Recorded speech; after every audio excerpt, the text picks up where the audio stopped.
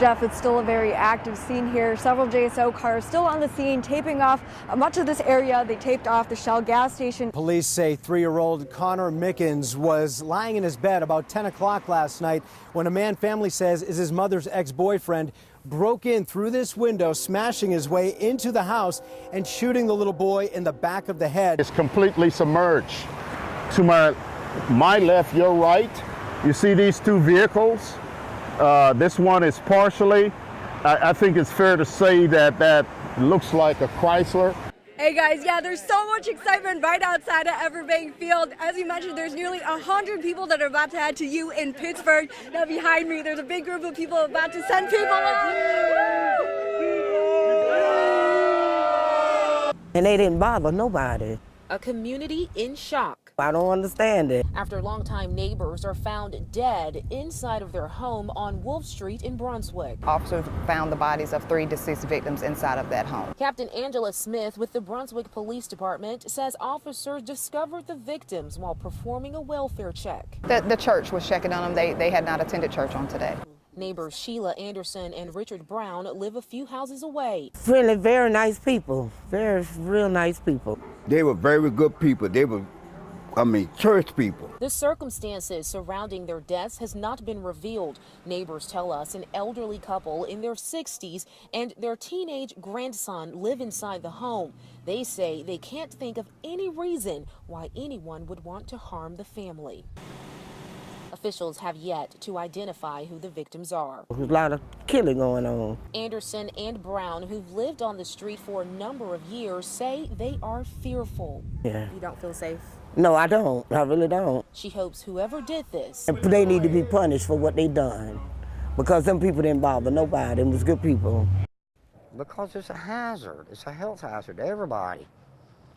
Look at it. Seeing it is believing. Smelling it is even worse. Trash, standing water, rodents. Mosquitoes, flies, rats, mice, the whole 9. The outfall ditches on and around McGregor Street on the west side of Jacksonville are doing more harm than good. That's according to this neighbor who goes by the name Tim. You can't even come out and have a cookout without the flies trying to drag you out in the street, you know what I'm saying? He says when there's a heavy rainfall, I wouldn't even be able to stand here because the trash clogs the drain, preventing the water from flowing. And we all know what standing water breeds: mosquitoes. This ain't flowing. Signs warn violators of prosecution if caught dumping trash. Tim says it hasn't always been this way.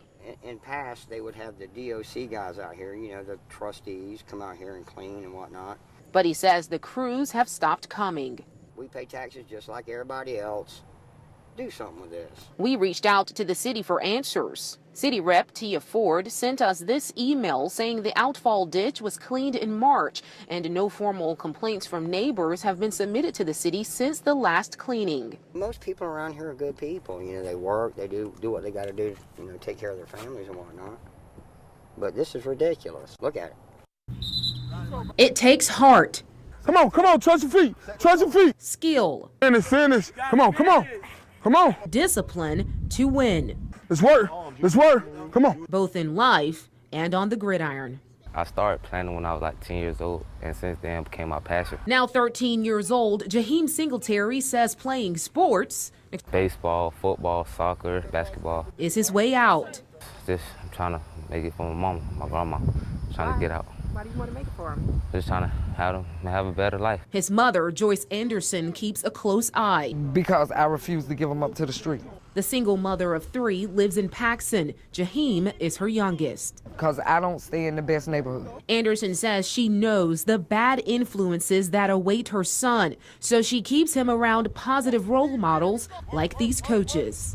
We like to be involved with our kids 365. Sharon Dorsey, Travis McCall, Michael Holloway, TJ Robinson, and Warren Jones all come from Jacksonville and are all reaching back to make a difference. Instead of our kids sitting at home this summer right now playing the game and having ample amount of time to venture off and do things as of a kid's nature, we out here getting better. And channeling their energy towards something positive. Instead of resulting to violence. Crime in Jacksonville is a problem. So far this year, there have been 71 homicides, according to our calculations. Most of the victims are black men. It's got pretty bad. Try to change a lot of stuff that's going on in the city. That's why the coaches say they have to do something to put an end to the violence. They are hosting a free football camp to encourage the youth to reach for their dreams and not a gun.